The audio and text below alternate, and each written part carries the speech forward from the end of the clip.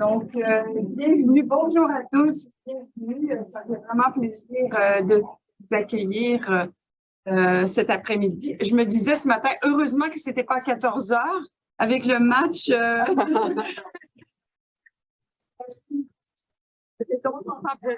Depuis hier soir constamment. Donc, merci beaucoup d'être là et bienvenue pour ce nouvel événement de l'Observatoire sur l'éducation en contexte linguistique minoritaire.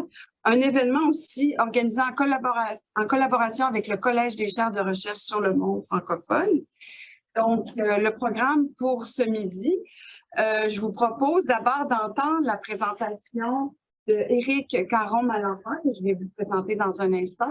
Ce sera suivi d'un panel de discussion. Donc, la présentation devrait durer entre 30 et 40 minutes pour Éric. Et ensuite, notre panel de discussion, chacun des trois aura à peu près 10 minutes, 5 à 10 minutes pour réagir à la présentation et au rapport que vous avez peut-être eu le temps de lire avant cette rencontre. Et ensuite, on engagera la discussion avec vous aussi, de façon tout à fait conviviale. Nous allons commencer. Donc, moi, mon nom, c'est Nathalie Bélanger. Donc, encore une fois, bienvenue d'être là. Ça fait plaisir de vous revoir. Et bienvenue aussi à tous nos participants qui sont en ligne. Donc, je m'empresse de présenter Éric Caron-Malenfant maintenant, qui nous présentera le récent rapport sur les données des enfants admissibles à l'éducation dans la langue de la minorité. Donc, Éric Caron-Malenfant est directeur adjoint au Centre de démographie et de Statistique Canada. Au cours de sa carrière, lorsqu'il a travaillé principalement au Centre de démographie, puis au programme de la statistique linguistique de Statistique Canada, il a eu l'occasion de contribuer à plusieurs exercices de projection de la population, notamment à des projections linguistiques, de composition ethnoculturelle de la population au Canada et aussi de projections en lien à l'immigration ainsi qu'à divers aspects de la dynamique démographique au Canada dans son ensemble. Donc, merci beaucoup, Éric, d'être là ce midi pour nous présenter ce rapport, en fait, sur les enfants admissibles à l'instruction dans la langue officielle minoritaire du Canada. La parole est à vous. Merci. Oui, ce serait parfait. Merci. Merci beaucoup de l'invitation, tout d'abord. Ces nouveaux résultats du recensement de la population des enfants admissibles à l'instruction en langue officielle minoritaire. Je vous propose aujourd'hui d'y aller en 3 moments distincts. Donc, un mot sur les concepts, que c'est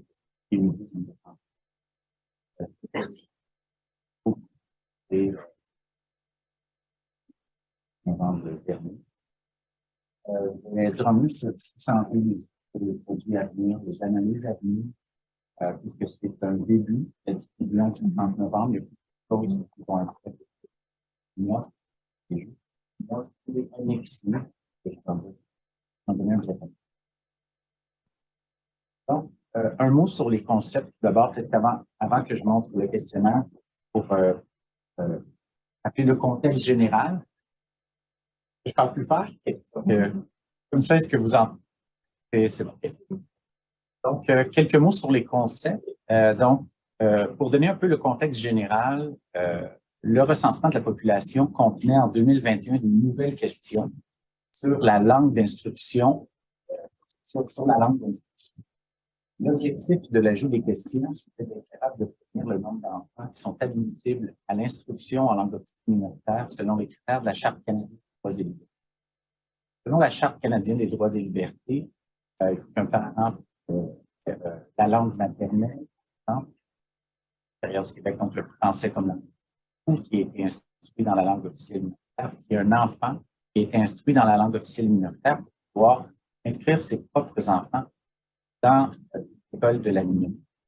On avait au recensement la langue maternelle, mais pas la langue d'instruction, qui a été ajoutée en 2021, donc il était possible cette fois-ci de produire ces nombres. Donc, les questions, telles qu'elles se présentaient sur le questionnaire, considéraient comme ceci. Si vous voyez très bien, ça ici, c'est je peux vous dire rapidement de quoi il s'agit. En fait, c'est ce qu'on a ajouté sur le questionnaire. Ce que vous avez devant les yeux, c'est la version papier du questionnaire. La question était légèrement différente pour le Québec et le Canada. Québec. On commençait par demander si le logement était au Québec ou non pour les personnes vers les bonnes questions. Bon, si la personne réside à l'extérieur du Québec, on demandait si la personne avait fait des études primaires ou secondaires en français au Canada. Si la réponse était non, c'était terminé, la personne passait au suivant. Si c'était oui, on demandait le type de programme. Si le type de programme est un programme régulier d'instruction en français, on demandait pendant combien d'années. Donc, c'est avec cette information-là qu'on a pu... c'est cette information qui sont un peu derrière les chiffres aujourd'hui. Ce que vous voyez, c'est la version papier du questionnaire, mais la grande majorité a répondu de façon électronique. Donc, la première question sur l'emplacement du logement était les gens automatiquement dirigés vers le bon bloc, non leur questionnaire électronique. Donc, à partir de ça, donc, on a défini l'admission des enfants à l'instruction en langue officielle minoritaire, comme je le mentionnais, sur la base des critères canadiens. En combinant l'information qui provient des nouvelles questions, de la question sur la langue maternelle, sur les relations entre les personnes pensantes. Avec le recensement, on est capable d'établir le parent de qui est frère de qui ou sœur de qui dans le ménage. Donc, à partir de là, il était possible, en combinant toute cette information-là, de savoir qui étaient les enfants qui étaient admissibles à l'instruction en langue officielle minoritaire.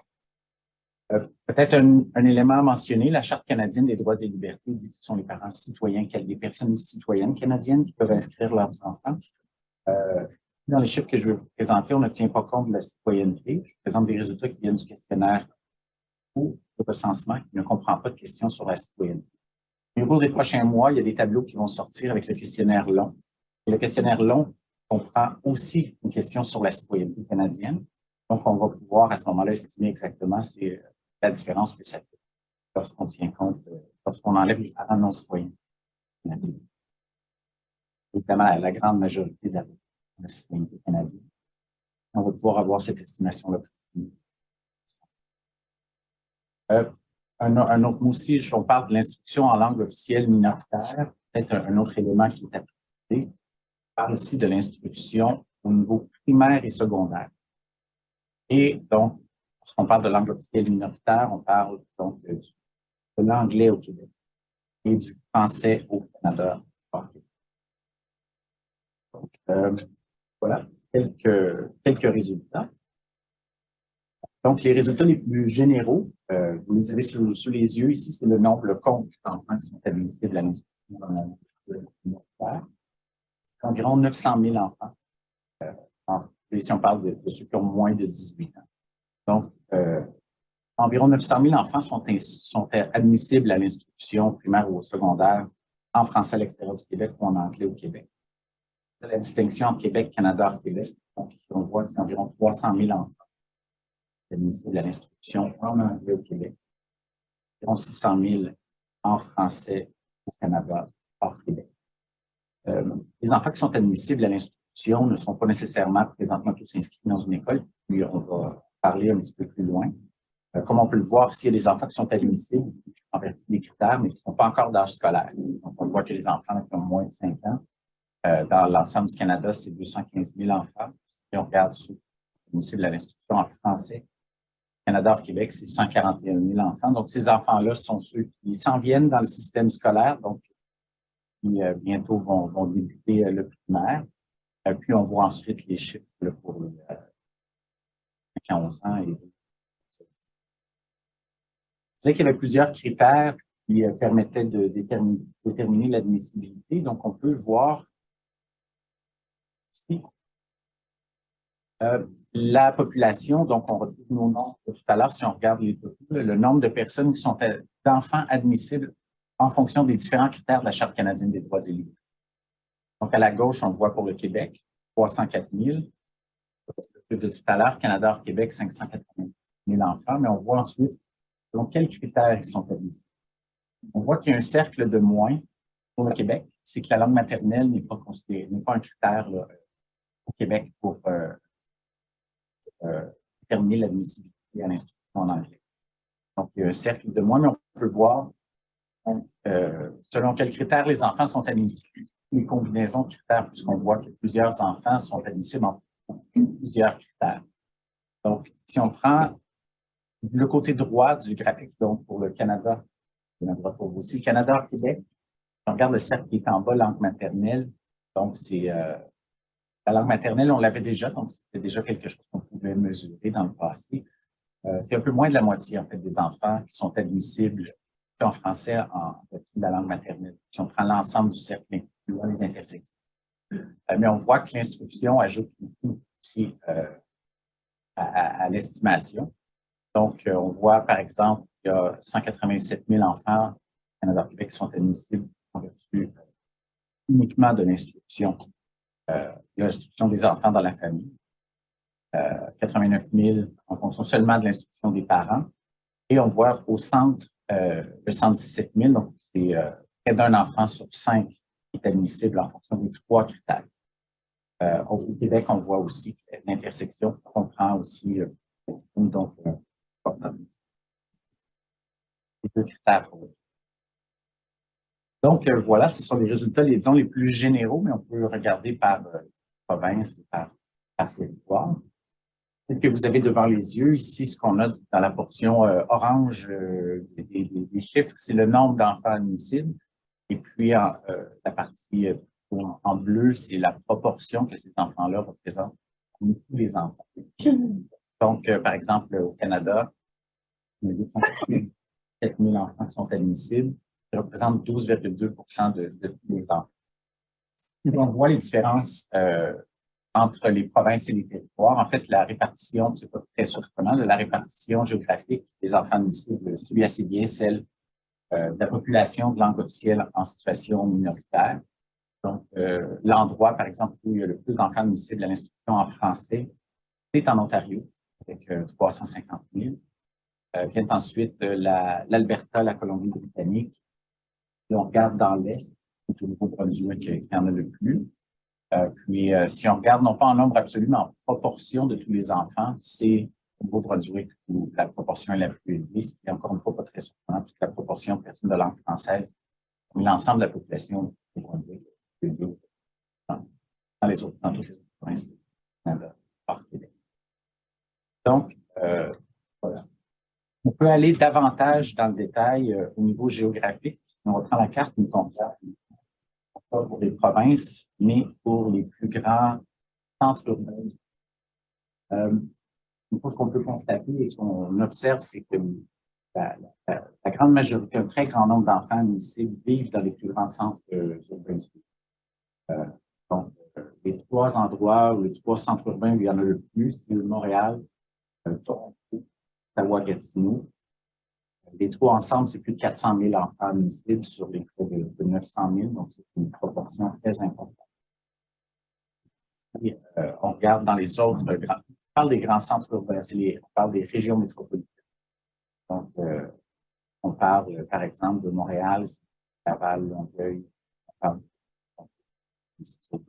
c'est pas mal de grandes régions métropolitaines.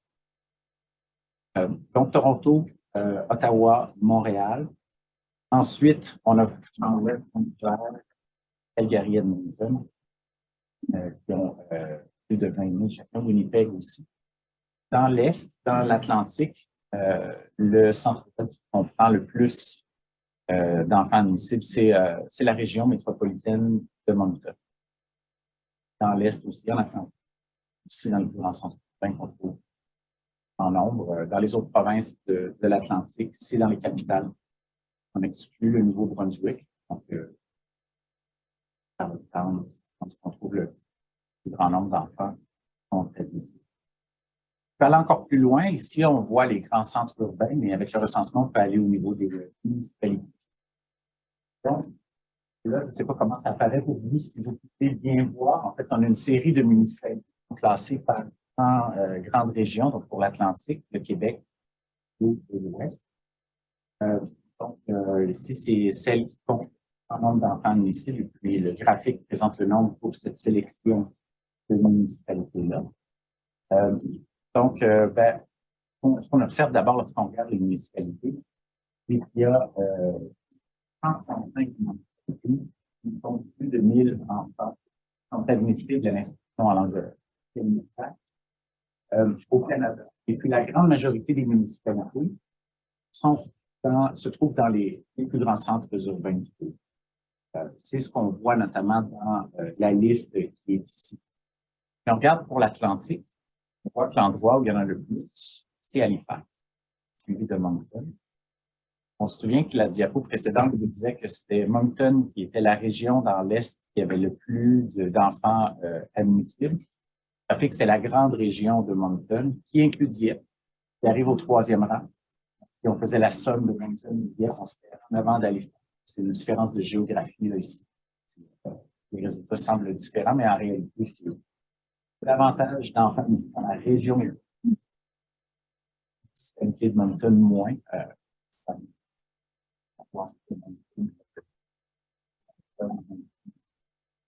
Au Québec, on voit qu'il y a plein de gens dans la région de Montréal, Laval, Longueuil, Star. En Ontario, c'est Ottawa qui arrive en premier lorsqu'on regarde seulement la municipalité. Il y a davantage à Toronto, mais la grande région métropolitaine, on voit plusieurs municipalités de Toronto qui se trouvent dans le palmarès. Là, je pense à Vaughan, Markham, Mississauga. Donc, dans l'ouest, c'est Calgary, Winnipeg, Edmonton et Vancouver qui comptent le plus d'enfants. Donc, ce sont les principales régions. En fait, on voit aussi, outre les grands centres urbains, on voit dans les régions frontalières du Québec, en Ontario, au Nouveau-Brunswick aussi, des nombres très importants, où il y a des minorités officielles en plus grand nombre. L'ensemble de la péninsule acadienne aussi. Donc, le nord, nord-ouest, l'est du Nouveau-Brunswick, jusqu'à Moncton, il y a beaucoup de municipalités d'enfants admissibles. Donc, voilà. Donc, pour l'instant, ce que je vous ai présenté, c'est des nombres touchant les enfants qui sont admissibles. Avec le questionnaire du recensement, il est possible aussi de voir parmi eux quels sont ceux qui fréquentent ou ont déjà fréquenté un programme régulier de langue française, l'école de la minorité. Donc, c'est ce qu'on voit sur le graphique. On voit, c'est, sont un petit peu différents tout à l'heure, le nombre qui a fréquenté un programme parmi les enfants admissibles. Et en bleu, dans la section bleue là, de chacun des éléments là, où il y a des chiffres, on voit la proportion que ça représente parmi l'ensemble des enfants admissibles à l'instruction en langue officielle minoritaire. Donc, ce qu'on voit, c'est que c'est environ les 2 tiers, un peu plus les 2 tiers, 38,6% des enfants admissibles au Canada qui ont été instruits en langue officielle minoritaire. Il y a des variations d'une province à l'autre. Ça varie là, à 80 de Nouveau-Brunswick. Donc, une chose à mentionner sur ce graphique-là, peut-être une première chose, c'est le fait que les chiffres qui se trouvent ici, une question qu'on a eue à quelques reprises, sont plus élevés que les chiffres d'inscription dans les programmes de la minorité qu'on trouve dans les données administratives. Une raison pour ça, c'est que les chiffres dans les bases de données administratives nous indiquent une année donnée, quel est le nombre d'enfants qui est inscrit dans les programmes de la minorité. Ici, c'est différent. Ici, ce qu'on demande, c'est est-ce que vous, lorsque les enfants ont déjà fréquenté, ou les personnes ont déjà fréquenté un programme, on leur demande, est-ce que vous fréquentez ou avez déjà fréquenté? Donc, il y a des enfants qui ne fréquentent plus le programme, mais qui l'ont déjà fréquenté. Donc, si on leur demande, est-ce que vous fréquentez ou avez déjà fréquenté, bien, la réponse est oui. Ils ne sont pas dans les inscriptions présentement.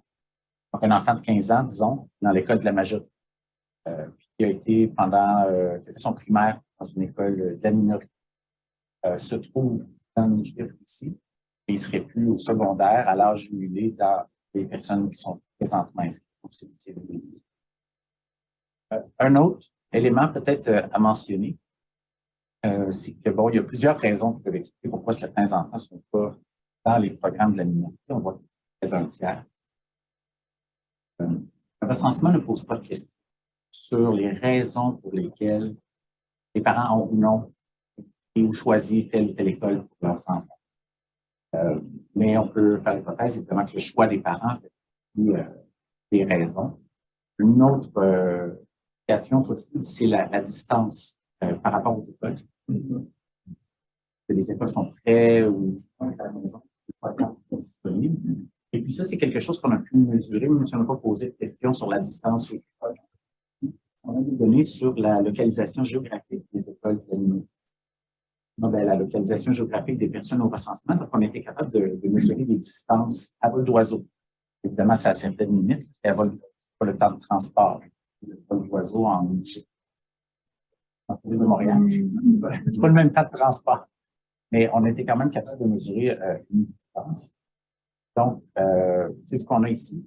Donc, c'est pour l'ensemble du Canada, c'est les enfants qui sont admissibles en fonction de la distance l'école la plus proche, l'école de la minorité la plus proche. Donc, ce que vous voyez ici, c'est chaque barre représente une proportion d'enfants selon le nombre de kilomètres par rapport à l'école la plus proche. À gauche du graphique, moins de 1, ça veut dire que ce qu'on voit, c'est presque 25% des enfants, presque un quart. Donc, presque un quart des enfants habitent à moins d'un kilomètre d'une école de la minorité. On voit que ça diminue selon le nombre de kilomètres. Et puis, bon, on va dire 15 et plus, ça remonte, mais c'est parce que c'est 15, 16, 17, c'est toutes les distances suivantes donc qui ont été mises ensemble. Donc, les distances restantes, c'est 2,5%, 91,5% moins 15 km.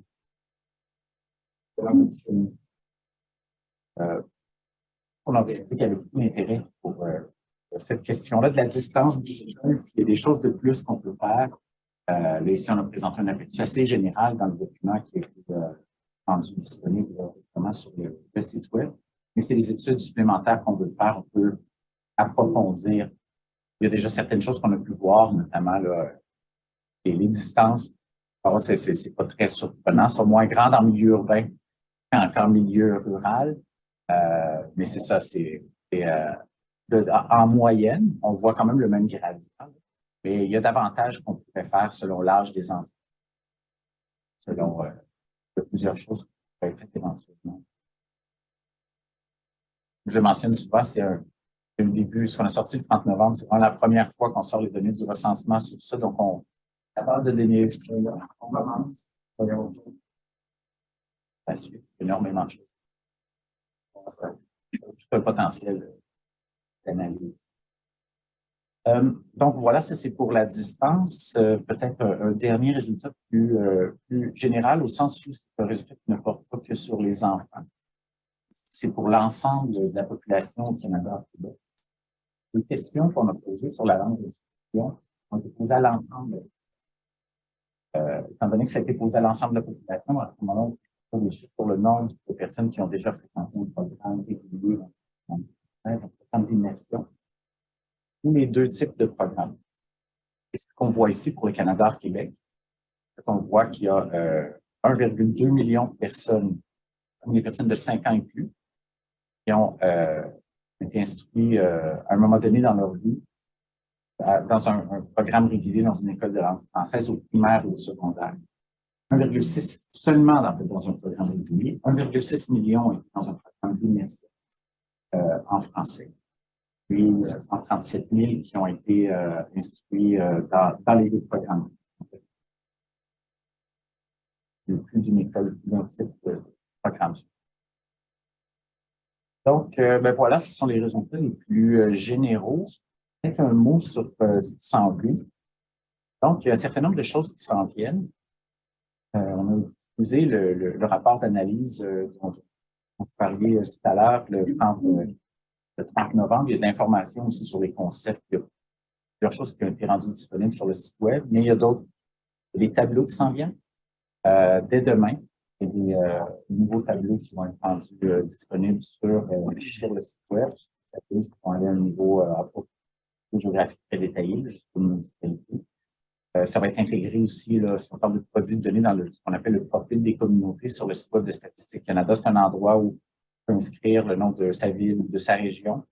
Là, ça sort plein de statistiques, pas juste sur la langue d'instruction, mais en fait sur quelque chose qui est cumulatif, si on veut, Dès la première diffusion, on sort les populations, ensuite on sort l'âge, la langue, donc l'immigration, le revenu, donc il y a plein de statistiques de l'endroit où on se trouve.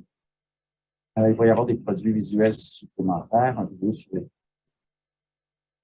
il y a des produits analytiques qui vont venir plus tard.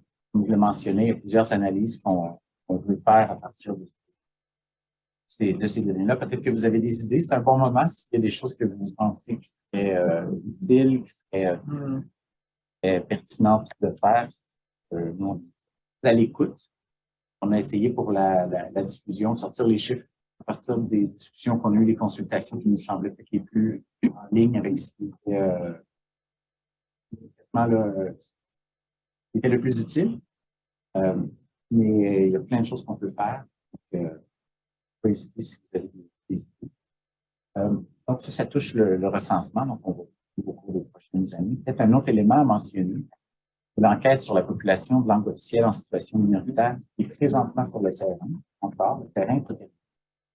Donc, c'est une enquête qui s'intéresse aux populations de langue officielle en situation minoritaire, donc aux personnes de langue française à l'extérieur du Québec, de langue anglaise au Québec. La façon que l'enquête a été faite, c'est qu'on a pris un échantillon dans le recensement de la population, donc un échantillon de personnes qui appartenaient aux minorités de langue officielle.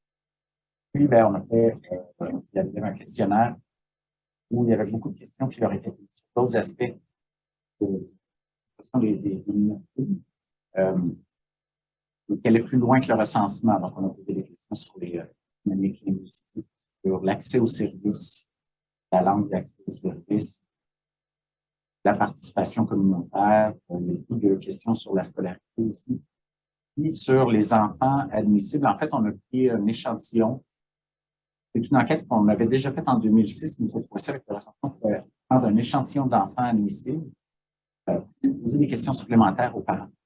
Je parlais tout à l'heure du fait qu'on n'avait pas de questions dans le recensement sur les raisons pour lesquelles tel ou tel programme avait été choisi. C'est dans cette enquête-là, en fait, qu'on a posé ces questions-là. Donc, on demande aux parents, si l'enfant est inscrit dans une école de la minorité, pourquoi c'est ce type d'école qui a été choisi? L'enfant n'est pas inscrit, quelle raison?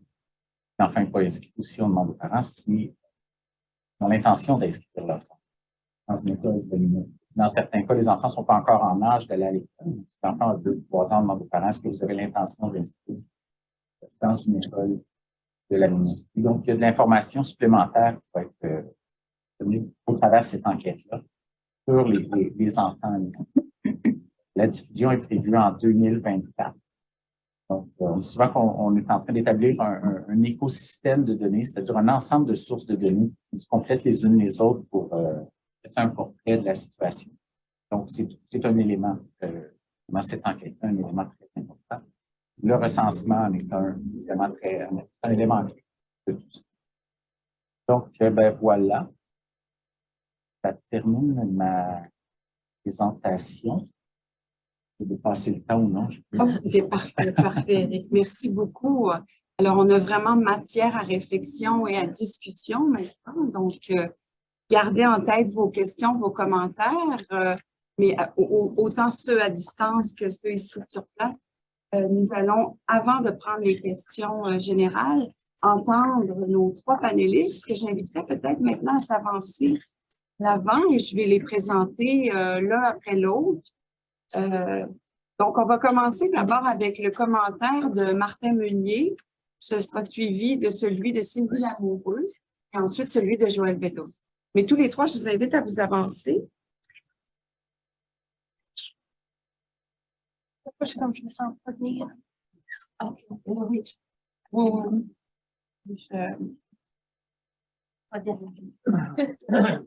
Je veux juste présenter, je ne sais pas, Éric, penses-tu qu'ils vont m'entendre? Normalement, il y a... Oui, c'est bon, hein? Ah, parfait, merci.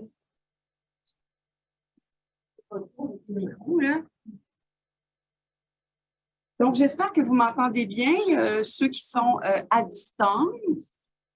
Donc, nous allons entendre comme premier commentaire celui de Martin Meunier. Martin Meunier est professeur titulaire à l'École d'études sociologiques et anthropologiques ici à l'Université d'Ottawa. Et il est titulaire d'une chaire Québec, francophonie canadienne et mutations culturelles. Il est aussi directeur du Collège des chaires de recherche sur le monde francophone. Et ses recherches portent sur différents sujets, allant de la sociologie de la société québécoise à la sociologie des religions, en passant par l'analyse sociale et historique du Canada français. Il a publié plusieurs articles, plusieurs ouvrages, notamment récemment « Le Québec et ses mutations culturelles ». Et il dirige aussi une collection, « Le 21e siècle, société, histoire et culture » aux presses de l'Université d'Ottawa. Donc, merci beaucoup, Martin, d'être avec nous ce midi. Et voilà, la parole est à toi pour un commentaire au sujet de ce rapport, de la présentation. Merci de l'invitation également. Et je vais être assez succinct puisque il y a beaucoup d'autres personnes qui vont prendre la parole plus avant que moi sur la question aussi. D'abord, commençons par le faux et par les fleurs par la suite. D'abord, le rapport qui a été soumis par Statistique Canada est assez c'est un peu nébuleux à certains égards, c'est mon feeling. C'est-à-dire que à trop, et là je commence par ce commentaire-là qui, je sais, est disgracieux, mais je le dis quand même, c'est-à-dire que le vrai problème de la question des ayants droit, c'est pas la question anglophone. Et d'une certaine façon, on aurait aimé peut-être plus d'emphase sur la question francophone et le fait de mélanger les Anglais du Québec avec les francophones hors Québec parfois faisait perdre de la saillance. On avait aussi l'impression, je ne sais pas qui a rédigé le rapport, j'espère que ce n'est pas toi, comme tel, mais c'est-à-dire que j'avais parfois l'impression qu'on voulait montrer que le système fonctionnait. Mais toujours est-il, on commence par ça, par le pot, au sens où ça devient compliqué. Parfois, j'ai dû relire à plusieurs reprises pour savoir exactement de quoi on parlait. C'est une question complexe liée au droit. Et donc, c'est lourd. Et donc, de commenter ces chiffres-là, ça devient plus difficile. Et donc, peut-être plus de pédagogie aurait été bien. Bien que, bon, le rapport est très bien structuré aussi, vous irez le voir. On va dire, commencer par quelque chose comme ça, c'est toujours un peu désagréable, mais voilà, c'est dit. Pour le reste, eh bien, le rapport ne me surprend pas beaucoup, surtout avec les travaux qui ont été faits avant, sauf qu'on a une vision là, globale de la situation, puisque le recensement donne enfin des chiffres à la fois sur ceux sur les ayants droit et à la fois aussi sur ceux qui se prévalent de ce droit. Et d'une certaine façon, on a une première lecture qui était espérée par les communautés francophones minoritaires pour pouvoir, au fond, à la fois faire de la planification, et à la fois se rendre compte de l'état de la situation. L'état de la situation, elle est quand même pas mal. Comme je ne vais pas reprendre ici les chiffres qu'on a déjà dit, mais grosso modo, 64% des enfants admissibles hors Québec étaient donc 292 000 enfants d'âge scolaire ont pris part à un programme régulier d'instruction en français, qui fait 64%, ce qui est quand même pas mal, avec des pointes un peu partout, on disait les villes, Ottawa, Gatineau, puis on est ici en ce moment, est très important.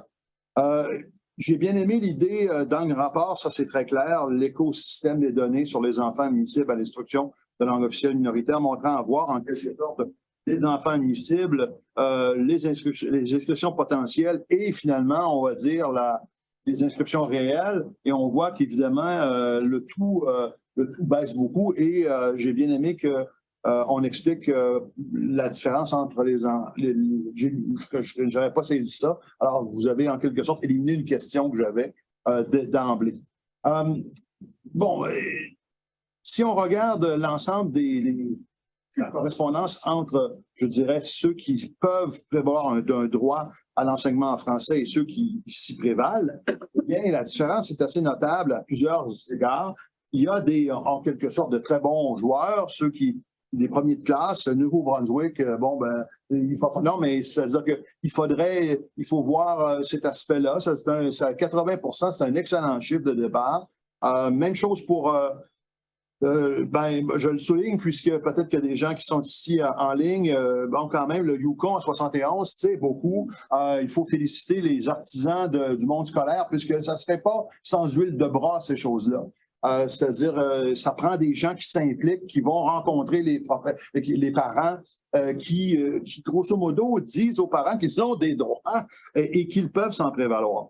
Il y a évidemment on va dire, des moins bons élèves.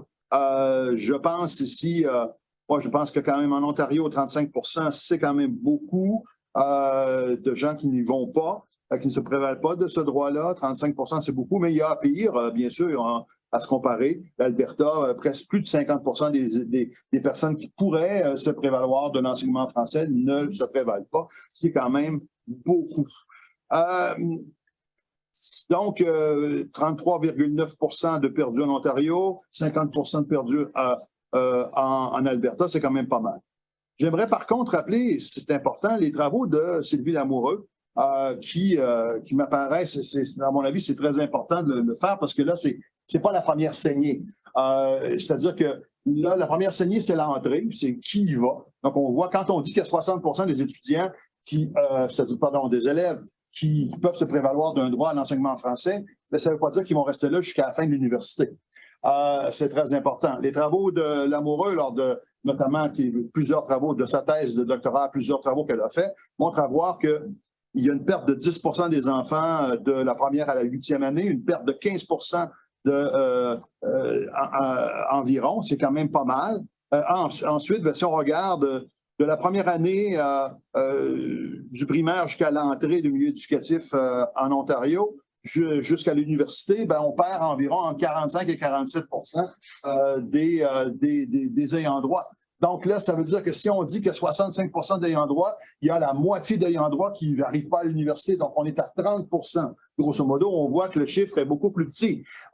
Et donc, d'où l'intérêt d'avoir des statistiques comme celle-là. J'ai dit on va dire, j'ai fait ma critique du rapport, mais le rapport donne des chiffres, et je veux le dire, sur le plan de la recherche institutionnelle pour le monde scolaire, c'est quelque chose, ces chiffres-là. Quand les microdonnées vont sortir, on va être capable d'aller chercher les raisons, grosso modo, ou identifier le plus possible qui de ces endroits ne se prévalent pas de leurs droits. Et donc avoir des caractéristiques sociales qui puissent les identifier. Trait à la question de l'immigration, le rapport en parle un peu, mais modestement, que ce soit également des questions des classes sociales, que ce soit la question de la religion, qui est absente d'ailleurs. Ça m'a surpris du rapport, puisque la plupart des commissions scolaires sont encore au Canada divisées dans ces mondes, et j'aurais aimé avoir les statistiques. Je les ferai s'il n'existe pas, vous pouvez être certain, avec les commissions scolaires catholiques, pas catholiques ou whatever, ce qui pourrait nous démontrer à voir est-ce qu'il y a plus, est-ce qu'il y en a qui font mieux ou qui font moins bien, et donc de mieux identifier par on va dire ces recherches à venir, le portrait robot de l'ayant droit et d'une certaine façon identifier les clientèles qui sont rétives à se prévaloir de leurs droits et donc à entrer dans le système scolaire francophone du Canada. Mais bon, grosso modo, l'immigration est soulevée. J'ai bien aimé cela. On voit qu'il y a beaucoup de choses à voir. Une statistique qui m'a titillé, c'est qu'on en apprend que 45% des enfants n'ayant pas le français comme langue maternelle ont choisi au fond l'anglais, ce qui est quand même pas mal. Donc, il y a une question avec l'immigration qu'il faudrait creuser davantage, savoir quel est le comportement donc de l'immigration par rapport au choix de la langue des enfants. Ça, je pense que c'est quelque chose d'important à voir là-dedans. Grosso modo, et je finis avec ça, bon, évidemment, je finis avec une grosse question. Ces chiffres j'ai quand même une certaine inquiétude, je vous l'ai dit, je vous l'ai montré, même quand on parle de 60%, ce 60% devient finalement, se réduit comme peau de chagrin plus on va dans le cursus scolaire.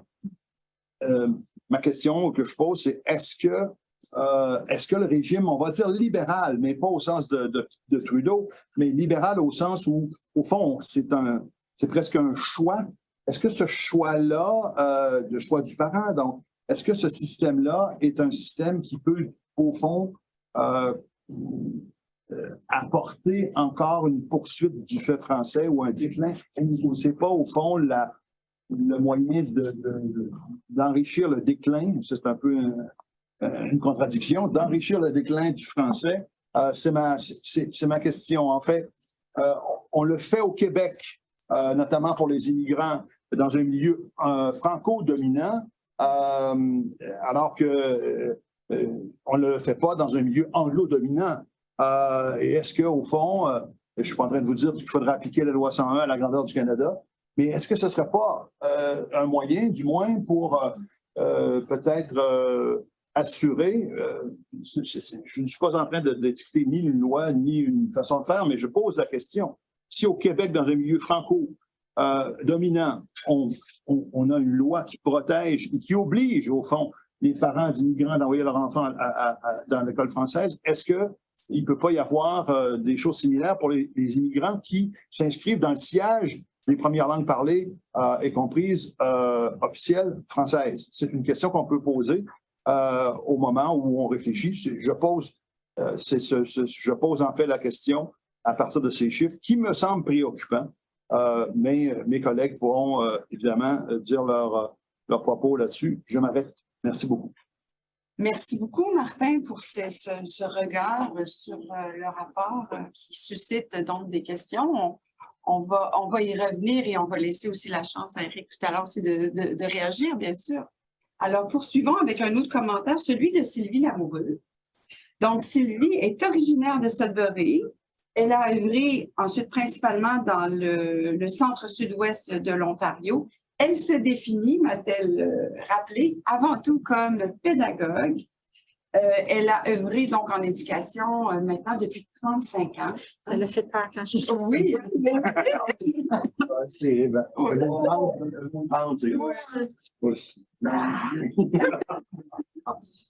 Et professeur titulaire à l'ILOB et à la faculté d'éducation aussi en nomination conjointe, je pense que c'est le bon terme. Elle s'intéresse beaucoup à la voix des élèves, la représentation des élèves dans le système scolaire et aussi aux étudiants au niveau postsecondaire. Et Martin a rappelé justement certains de ses travaux. Elle est aussi titulaire d'une chaire de recherche de l'ILOB et de la Faculté des arts en gestion des langues. Et elle est actuellement vice-provo aux études supérieures et postdoctorales ici à l'université. Et elle est récipiendaire de plusieurs prix. Et ça me prendrait beaucoup de temps de tous vous les nommer. Alors, merci beaucoup d'avoir accepté notre invitation, Sylvie, et pour réagir à la présentation et au rapport. Merci. Merci à toi, Nathalie, pour l'invitation. Puis merci, Martin, de m'avoir rappelé des chiffres que je ne trouvais pas hier soir pour être capable de les avoir à la portée de la main. Petite précision, vice-provo associé. Pour que quelqu'un pense que j'ai pas là. Ça s'en vient. Ça ne sera pas long. Je toujours mêlé avec vice et associé. Oui, des titres qui peuvent porter à confusion. C'est vrai qu'il y en a beaucoup. Il y en a beaucoup. Puis après, il y a un autre mot. Mais on n'est pas là pour ça aujourd'hui. Moi, je n'aurai pas de peau. Ça va être des fleurs et des questionnements. Parce que j'étais vraiment heureuse de voir qu'on a enfin accès à des chiffres, malgré les limites qui sont très bien précisées dans le rapport. Je pense que c'est vraiment important que les gens qui vont prendre connaissance ou qui ont pris connaissance de ce rapport-là ne sautent pas la partie des limites, parce que c'est très important de les comprendre. Puis j'avais des questions que vous avez, Eric, répondues lors de votre présentation, notamment celle de la distance, parce qu'1 kilomètre en vol d'oiseau puis 1 kilomètre en marchant, c'est pas du tout la même distance. Et quand on chevauche le 14 km et les trajets d'autobus, ce 14 km-là peut soudainement devenir 35. Alors, tu sais, je pense que c'est quelles sont les données qu'on connaît avec les recherches particulièrement des 20 dernières années. Mais même là, il faut faire attention. Puis là, je viens toucher un peu les références auxquelles Martin faisait à mes recherches. Il y a 30 ans, septembre 2023, j'ai fondé l'école secondaire Marc Garneau à Trenton. Avoir eu ces données-là en 1993, ça aurait drôlement changé ma vie au niveau de compréhension du bassin potentiel qui existe dans une région comme Trenton où, je ne mens pas, là, la majorité des élèves provenaient de parents qui travaillaient pour les Forces armées canadiennes. Donc, une année, tu sais que tu en as 240, l'année d'après, tu sais qu'il y en a 32 qui reviennent. Mais tu ne sais pas qui arrive, hein, parce que c'est pas tout le monde qui part et qui revient. Mais c'est vraiment de comprendre aussi qu'à ce moment-là, il y avait peut-être une cinquantaine d'écoles secondaires de langue française dans la province. Quand moi, j'étais à l'école secondaire, le Caron, qui a été créé en 1980, il y en avait moins de 25 écoles secondaires dans la province. Et si on regarde depuis le parachèvement du financement en 86, mais particulièrement depuis les 20 dernières années, l'accès à l'éducation de langue française a drôlement changé. Et puis, de voir et de comprendre ça. J'ai été très surprise quand j'ai regardé les données, de voir quand on regardait la région du Grand Toronto, on voyait les communautés légèrement, je ne veux pas dire au nord ou dans le nord, mais légèrement au nord de North York et l'ouest du Grand Toronto, mais les communautés qui sont là depuis déjà 60, 65 ans, à Oshawa, Whitby, Pickering, on ne les voit pas. Alors, on voit vraiment aussi dans ces données-là, puis quand on regarde les différentes communautés, ça vient vraiment nous faire comprendre aussi un déclin démographique de dénatalité dans le nord de l'Ontario. Je m'excuse aux gens qui sont de l'extérieur de l'Ontario, mais c'est vraiment là où mon œil s'est arrêté parce je m'aurais imaginé par le nombre d'écoles qu'on retrouve dans certaines communautés et qui sont peut-être un indice des élèves d'il y a 25 ans ou de 40 ans passés, qu'on ne les voit pas dans la liste des 35 communautés. Et de voir que Windsor et le Grand Sudbury ont le même potentiel d'élèves pour fréquenter, je pense que ça vient vraiment peut-être mettre la pendule à l'heure pour des gens dans leur regard, justement, de la distribution de la population qui a le potentiel de fréquenter. Je pensais à un de mes premiers contrats de recherche que j'ai reçu en 2005 d'un conseil justement dans le sud-ouest de la province qui essayait de voir comment est-ce qu'on peut estimer où devrait être notre prochaine école. On sait qu'on a besoin des écoles, mais comment... Puis là, c'était du travail dans vos données, puis essayer de voir comment est-ce qu'on peut faire des projections, puis le travail et le potentiel de nouvelles recherches.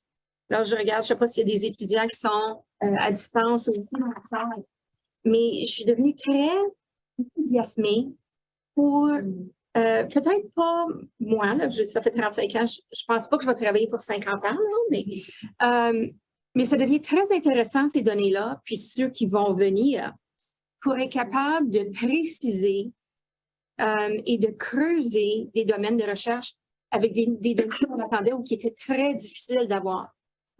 Puis ça, c'est vraiment le point, je pense, que je veux vous dire, c'est merci d'avoir commencé avec ça.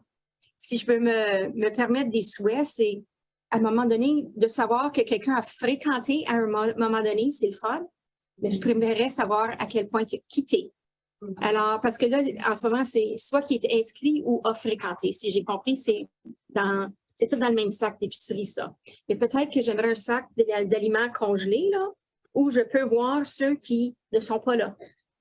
Alors, il y a des gens, à un moment donné, qui les appelaient des décrocheurs culturels, terme que Megan Cotton-Capel et moi, les deux, on ne tolère pas bien.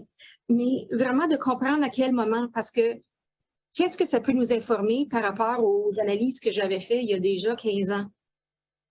À quel point, puis si on met ça ensuite en correspondance avec l'augmentation des écoles, à savoir si ça s'est fait à l'élémentaire ou au secondaire, parce qu'on sait qu'il y a plus que une centaine d'écoles secondaires, il y en a plus de 300 écoles élémentaires. Alors, la proximité de l'école que vous avez choisie, est-ce qu'on va un jour, j'espérais demain, mais je pensais que c'était le 15 aujourd'hui, mais le 15, c'est demain. Est-ce qu'on va avoir des distinctions dans un avenir précis par rapport aux données qui touchent élémentaire vis-à-vis secondaire? Ces données-là, je pense qu'elles sont particulièrement riches, 5 ans et moins, pour la planification de garderie. Parce que, tu sais, quand on fait la planification d'école, et là, je regarde mon collègue qui est aussi conseiller scolaire, tu sais, on veut créer des nouvelles écoles, mais ces espaces-là de garderie et de savoir, il y a le choix des parents quand on est petit, hein, ils vont choisir C'est pas à 3 ans que je vais dire je veux aller à une garderie de langue française. Peut-être un jour, on va se rendre là. Mais le choix des parents, si les écoles sont si près que ça, est-ce qu'ils ont accès à un service de garde dans cette école-là ou non? À quel point? Puis vraiment de penser en termes de continuum pour être capable de voir les choses différemment. Puis, on va regarder les raisons. On parle des choix des parents, mais là, je vais rebondir sur les travaux de ma collègue Megan Cotman-Capel, qui a fait des études sur le choix des élèves, parce que les départs en 7e année, 8e année, 9e année, 12e année, 10e année, c'est souvent le choix de l'élève avec l'appui du parent. Et cette donnée-là, de savoir qu'il y a quand même 137 000 personnes qui ont participé à la fois à l'immersion et au système de langue française, est vraiment un chantier très intéressant. Et si on pourrait aller il y a un jour, peut-être par 2024 ou 2025 ou avec le prochain recensement, si on peut légèrement changer les questions pour avoir une idée de quand ce partage-là a été fait. Est-ce qu'ils ont commencé en immersion pour aller vers l'école de langue française ou ils ont commencé à l'école de langue française pour aller à l'immersion? Les questions qui m'ont trotté dans la tête là, toute la nuit, c'est extrêmement stimulant. Alors moi, je tiens à vous dire merci. J'ai plus de questions pour lesquelles j'aurais besoin de plus d'étudiants pour les creuser, mais quand je regarde le monde associatif, alors l'RFO est ici aujourd'hui, parents partenaires en éducation, on a enfin accès à des données et plus important, les décideurs, dont les premiers décideurs, les conseillers scolaires, je pense qu'ils vont être capables de s'enrichir, mais toujours en tenant compte des limites. Puis comment on peut peut-être pas attendre 2030 ou 2040 pour avoir ces autres renseignements qui viendraient vraiment donner un regard plus complet. Et ensuite, pour continuer le continuum, est-ce qu'on pourra faire un croisement entre ces données-là et les données de la langue la plus souvent utilisée au travail par les parents, la langue la plus souvent utilisée à la maison? Parce que là, on va partir des inférences pour aller vers des données. Alors, je trouve ça extrêmement excitant. Toute la question de gestion des langues, ça rentre aussi là-dedans, mais en tant que membre, j'ai pas d'enfant, donc il n'y a personne dans les écoles, là, mais j'ai été enseignante, j'ai été directrice, mon père a été surintendant, conseiller scolaire. Je me pose des questions en tant que professionnelle et pédagogue dans le système de langue française, de l'accueil, de l'accompagnement que je fais. À quel point est-ce que j'informe? À quel point est-ce que le Canada informe les gens qui veulent venir dans ce pays de leur réel choix en matière d'éducation? Et ensuite, dans nos conseils scolaires, quelle place est-ce qu'on donne? Quel est l'accueil et l'accompagnement? Parce que c'est pas juste l'accueil. Oui. Un peu comme le postsecondaire. On va recruter. Mais c'est quoi ton expérience pendant que tu es là? Et quelles sont les raisons des départs? Alors, en tant que chercheur, je vois toutes sortes de questions s'ajouter là, dans mon coffre à outils. Et ces questions-là et ces projets de recherche-là, je vais y trouver un renforcement pour des questions à les poser qui ne sont pas dans votre recensement, mais là où l'ensemble. Alors, cette idée-là d'écosystème de données, là, félicitations. Merci. Et puis, je lance le défi aux enseignants des écoles secondaires de créer l'imaginaire possible d'une carrière en recherche sur l'éducation de langue française en milieu minoritaire, particulièrement. Puis moi, Martin, pour ton commentaire, j'ai juste rien lu au sujet de l'anglais en milieu minoritaire. Quand c'est arrivé un paragraphe, je passais parce que c'est pas du tout mon champ d'intérêt, mais c'est vrai que les avoir dans un même rapport, pour moi, c'est pas la même problématique. C'est pas la même problématique. Puis ça venait un peu changer. C'est des beaux points de référence, mais peut-être penser de deux rapports parce que je pense que ça nous aiderait vraiment mieux à comprendre et à cibler. Mais moi, je dis félicitations et merci. Et merci de l'occasion de parler. Bien, merci beaucoup pour ce commentaire. Maintenant, passons à celui de Joël Delouse. Joël est directeur artistique et conseiller dramaturgique et metteur en scène reconnu pour son engagement dans le théâtre critique, le théâtre jeune public et le renouvellement de toute la dramaturgie franco-ontarienne. Parmi ces nombreuses pièces mises en scène, on compte le solstice d'hiver. On n'a nommé que celle-ci parce qu'il y en a bien d'autres. Le chien et le testament du couturier. Joël est également conseiller spécial en francophonie auprès de son doyen, maintenant doyenne, je pense. Oui. Doyenne à la Faculté des Arts. Il est professeur agrégé au département de théâtre et depuis peu, conseiller scolaire du secteur 9, si je ne me trompe pas, au CEPO, le Conseil des écoles publiques de l'Est ontarien. Donc, félicitations aussi. Bienvenue et merci beaucoup d'avoir accepté notre invitation. Alors, la parole est à toi, Joël. Merci. Je me sens un petit peu ici en tant qu'agent double parce que c'est certain que mes convictions politiques, idéologiques, mes engagements envers un type de système scolaire sont très visibles, très connus maintenant, de par le fait que je me suis présenté pour un type de conseil scolaire et j'ai été élu. C'est pas banal parce que je trouve extraordinaire qu'on ait accès à une information aussi riche pour la première fois. Et tout de suite, j'anticipe toutes sortes de résistances. Allant jusqu'à questionner la véracité des statistiques parce que, j'y vais revenir, mais il y a comme en filigrane à tout ceci une attaque envers l'imaginaire des minoritaires hors Québec dans leur façon de concevoir l'espace scolaire, l'espace public, le vivre ensemble. Pour mettre la table complètement, j'ai pris un congé sans solde pendant 5 ans. J'étais directeur artistique du Théâtre français de Toronto et je suis tombé des nues en arrivant dans le Grand Toronto parce que j'ai découvert une francophonie dont j'ignorais l'existence et vraiment, je n'anticipais en rien le dynamisme de cette francophonie-là, qui a toutes les ambitions d'être un milieu pérenne, une société plurielle, avec une ouverture vers le monde. Donc, un contre-modèle à ce qu'on considère l'Ontario français traditionnel, tel qu'articulé par ce déguisement culturel et identitaire des années 70. C'est pas banal tout ce que je dis, parce que je vais préciser tout ça un peu. L'Alberta et l'Ontario ne sont pas comme les autres provinces et c'est pas réfléchi.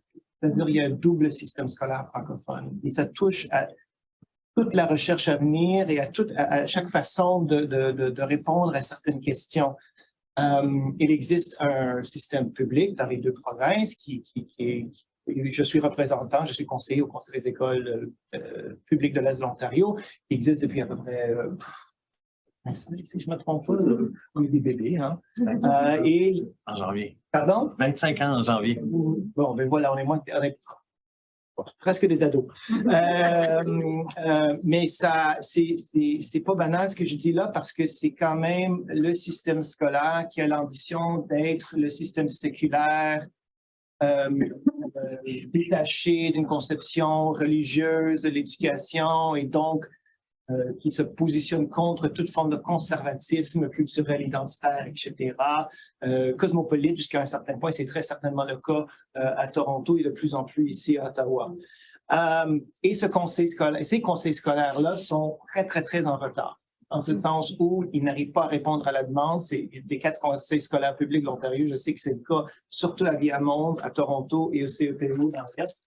Et en plus, ces infrastructures sont dans une condition absolument lamentable parce que la grosse majorité des écoles sont des écoles recyclées, achetées de contre-cœur généralement des conseils publics qui refusent de céder des écoles, même s'ils n'en ont plus besoin pour toutes sortes de raisons idéologiques, politiques, etc. Donc, ça fait en sorte que des questions comme la distance de la maison, on ne peut pas les poser de la même façon en Ontario et en Alberta que dans toutes les autres provinces. Je perçois 3 profils, et ça serait à valider. Je lance l'appel auprès des chercheurs, des jeunes chercheurs dans la salle. Des gens qui envoient leurs enfants dans les écoles publiques. Et il y a 2 grandes catégories. Une étant les gens qui font un choix en fonction d'une école, que l'école qu'elle soit publique ou catholique, c'est pas ça qui les intéresse. Est-ce que l'école a une bonne équipe de hockey? Est-ce que l'école est tout près? Est-ce que la tante de l'autre enseigne à l'école dans certaines régions rurales? Il y a ces considérations-là, mais c'est pas pour des raisons que j'ai nommées comme je suis pour l'éducation séculaire, je suis pour la pluralité. Et au sein du CEPO, on a ce profil d'école, comme on a le prochain profil qui est celui de je ne peux pas aller dans une école catholique parce que je suis musulman, parce que je suis juif, parce que je suis témoin de Jéhovah, parce que j'arrive de la France et cette idée d'une école religieuse, ça n'existe pas dans ma conception de ce qui devrait être l'éducation publique. Et donc, dans le premier cas, si jamais l'élève quitte l'école francophone publique, la première option, c'est l'école catholique francophone. Dans le deuxième cas, c'est le système anglophone. Donc, notre école, c'est franco-jeunesse, et je dirais la grosse majorité des parents, si leurs enfants ne sont pas dans cette école-là, ils vont trouver parce que l'école est publique, ils iraient du côté anglophone public. Troisième cas de figure qui est un cas que je ne sais pas si on pourrait, c'est peut-être le cas en Alberta, mais en Ontario, il y a dans le réseau scolaire catholique des écoles qui sont à forte proportion musulmanes pour des raisons, pour des raisons de perception, mais aussi de marketing. Puis encore une fois, si moi je suis musulman et je veux une école religieuse, je ne peux pas avoir une école musulmane. L'école catholique francophone est trop loin. L'école publique francophone n'est pas une option. Ça peut expliquer pourquoi j'envoie mon enfant à l'école anglophone catholique. Donc, on ne peut pas détacher tout ce questionnement en Ontario de la religion et l'appartenance religieuse. Je ne parle pas de national, je parle de l'appartenance religieuse et c'est tout aussi vrai dans le conseil public que le conseil catholique. Ce n'est pas les mêmes enjeux. À voir si c'est vrai en Alberta, je ne peux pas... je ne veux pas me lancer là-dedans, je n'ai pas cette connaissance de terrain, mais ce que je dis maintenant, je sais que c'est vrai à Ottawa comme c'est vrai à Toronto. La raison pourquoi je dis qu'il y aura des résistances, c'est que vous nommez ce que je savais déjà, il y a autant des endroits... Ah ben, j'ai une question pour vous en fait. Vous dites 101 000 ayant droit à Ottawa-Gatineau, donc vous mélangez les francophones de l'Ontario avec les anglophones de Gatineau? Dans ce graphique-là, c'est possible, il faudrait que je retourne. C'est possible qu'on les voit. Je pense que oui, parce que le chiffre est assez important. OK, bien c'est encore plus problématique. On peut les séparer, en fait. Il n'y a pas dans les tableaux qu'on Ça serait une excellente idée. Non, mais dans les tableaux qu'on peut diffuser demain, on a toute l'information pour séparer tout ça. En fait. Mais que ce soit vrai, que ce soit pas vrai, c'est très révélateur de beaucoup de choses. D'abord, on parle d'éducation. Comment ça fait qu'on met 2 villes dans 2 provinces différentes dans le même panier? C'est typique d'Ottawa-Gatineau où nous sommes en ce moment, mais c'est en décalage total avec la réalité pragmatique des parents qui négocient en fonction de systèmes au pluriel gérés par des provinces. Ça pose problème à un autre niveau, c'est-à-dire s'il y a 104 000 ayants droit à Toronto, surtout grâce à l'immigration, et on va dire moins que 101 000 francophones à Ottawa, c'est-à-dire que le cœur démographique de la francophonie ontarienne s'est déplacé vers Toronto, qui est aussi la raison pourquoi on a argumenté pour la création de l'Université de l'Ontario français à Toronto. Et à peu près tous les franco-ontariens professionnels que je connaisse ont résisté, parfois viscéralement, parfois violemment, à cette idée-là. Mais il y a un détachement entre la réalité démographique et la conception de l'importance des espaces publics selon les régions de l'Ontario. En voici une autre preuve. Autre fait qui va heurter, ma collègue vient de le nommer, qu'il y ait autant d'ayants droit à Sudbury qu'à Windsor. Encore une fois, sur le plan symbolique, Sudbury, c'est le cœur, Windsor, ça existe à peine. Comment se fait-il que comment ça se peut? Et tout de suite, on doit creuser. On peut parler de population arabophone qui arrive à Windsor tout d'un coup, dont la majorité des décideurs ignorent l'existence et ne veulent pas savoir que c'est là. Parce que cette idée d'école de petits effectifs dans le Nord, c'est la norme connue, mais c'est de plus en plus en décalage avec la réalité démographique, visiblement. Sur le plan national, 28 000 à Vancouver versus 14 000 à Moncton. Encore une fois, quand on pense au cœur emblématique, au pluriel de la francophonie canadienne, on ne pense pas. Et pourtant, c'est là qu'il faudrait mettre les ressources si on veut répondre aux besoins. C'est la responsabilité de l'État. Il y aura de la résistance chez les leaders associatifs, je peux vous l'assurer. Donc, la question de distance. Pour répondre à la question de Martin, par rapport à la place d'une loi possible pour gérer cette situation, Je pense qu'il faudrait d'abord se poser la question, quelle est la conception de l'école en milieu minoritaire versus en milieu majoritaire? Et l'école en milieu minoritaire, et en tant qu'homme qui travaille aussi dans le milieu culturel, je peux vous témoigner, ça a été une de nos grandes forces pour accueillir les jeunes dans nos théâtres, dans nos espaces culturels, c'est la conception est communautariste. D'ailleurs, ça heurte les immigrés très souvent qui arrivent de zones francophones, franco-centrées. Donc, pour eux, c'est une institution étatique comme ça l'est au Québec. Et donc, de voir que, et d'ailleurs, je peux vous dire, au CEPO, on parle de la place du conseil scolaire et de nos écoles dans la communauté 75% du temps. En anglais, je ne suis pas convaincu qu'on accorderait autant de temps, ça serait là. Puis au Québec, peut-être encore moins, parce que ce n'est pas un besoin de recrutement comme ça l'est chez nous. On ne peut pas ne pas être communautariste si on veut accueillir les gens qui s'intéressent à l'éducation de la langue française. Autrement dit, si les portes de l'école ne sont pas ouvertes, les gens ne viendront pas. Tandis qu'en milieu majoritaire, les portes sont fermées, ils vont cogner. C'est la grosse différence sur le plan strictement pragmatique. Moi, je remarque à travers tout ça l'écart énorme entre l'institution au sens sociologique, éducative, francophone en Québec, et la démographie et les tendances démographiques. Et ça a des allures de crise. Et pour le cas de l'Ontario, la crise va se dérouler à Toronto. Là où il n'y a pas d'espace pour construire des écoles. Là où les conseils anglophones cèdent, comme partout, ils refusent de céder des institutions. Là où l'immigration francophone qui va augmenter va s'établir pour une raison tout simple, et ça, je l'ai vécu au Théâtre français de Toronto, comme je l'ai vu au Conseil Viamonde, que notre fille a fréquenté. Quand on émigre vers un nouveau pays, c'est normal, naturel d'immigrer vers la métropole.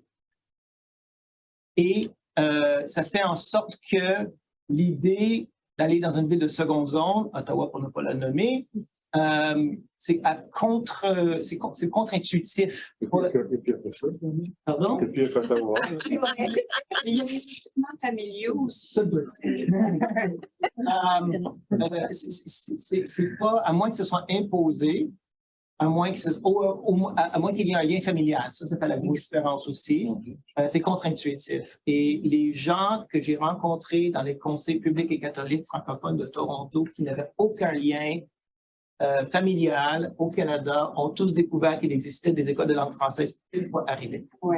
100%. Ben, c'est un problème, c'est pas un problème. Ça a à voir avec Pearson ou ça a à voir avec le lieu d'accueil, c'est-à-dire quand ils arrivent et qu'est-ce qu'ils leur donnent comme information. Mais sans exception aucune, ils étaient tous ravis de l'apprendre. C'est pas... Donc, il y a dans tout ceci un questionnement à avoir possiblement sous forme de recherche, possiblement éventuellement par Statistique Canada. C'est les analyses des moyens de communication pour affirmer l'existence des réseaux auprès des immigrés. Comment on communique cette information-là? Où? À quelle étape de leur arrivée? Avant, pendant, après? Et aussi, je vais dire, dans quelle langue?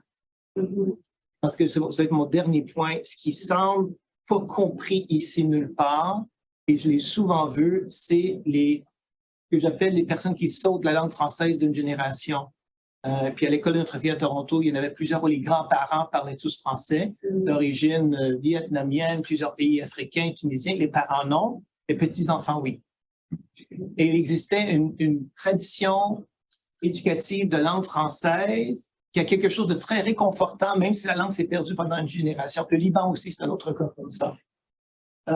Comment capter ça à travers les statistiques, je ne sais pas, mais nos écoles ont une attraction naturelle pour ce cas de figure-là. Et dans les anciennes colonies françaises, c'est en train de devenir la norme. Donc, il va falloir qu'on trouve une façon pour capter ça à travers nos études statistiques aussi. C'est pas anecdotique.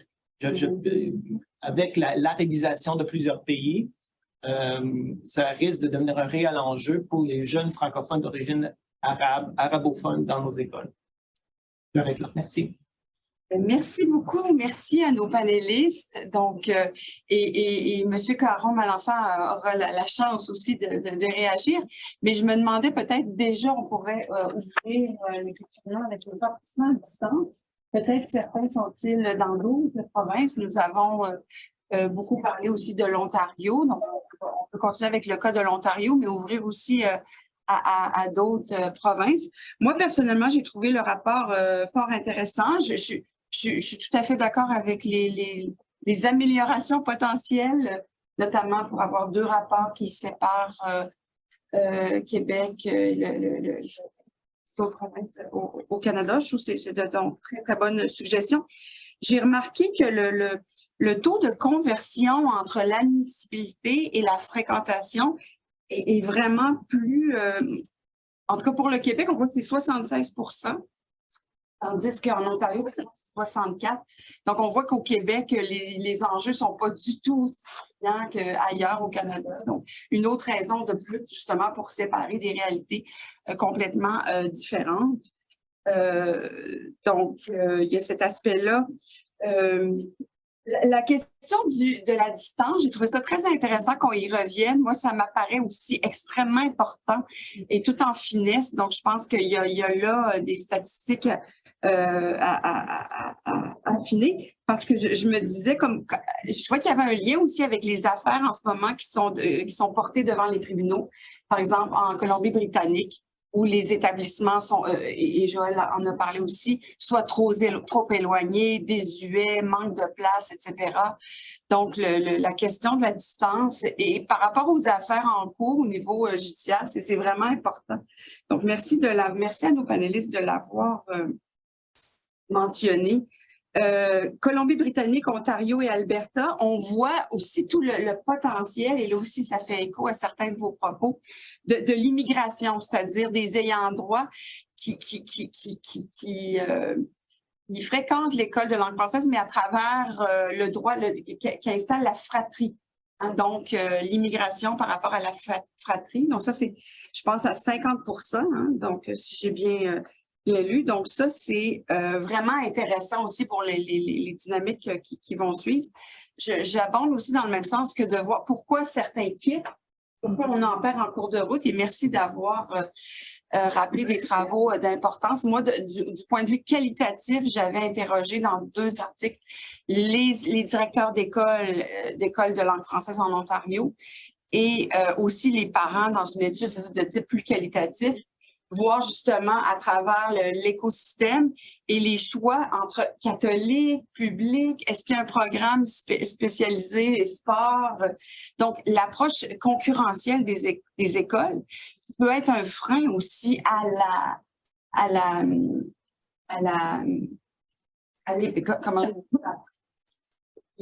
c'est une logique que doivent suivre les écoles de langue française parce qu'elle existe aussi plus généralement dans le système de langue anglaise, mais qui est peut-être un frein à la minorité francophone. En tout cas, je m'arrête là parce que j'ai hâte de vous entendre, que ce soit les participants.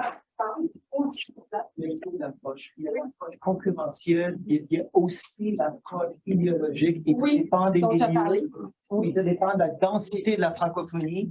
L'approche se décide comme ça, à mon avis. Oui, c'est très intéressant. Donc, pour d'autres sujets de recherche, d'ailleurs, que vous avez mentionné, ben voilà, je vous remercie. Alors, je remercie encore une fois notre conférencier Éric Caron-Malenfant. Trois panélistes qui se sont prêtés à ce jeu de commenter à chaud comme cette présentation et merci à vous tous, participants à distance ou ici sur place. Donc, à une prochaine fois pour une activité de l'Observatoire ou du Collège des Chaires aussi. Donc, à très bientôt.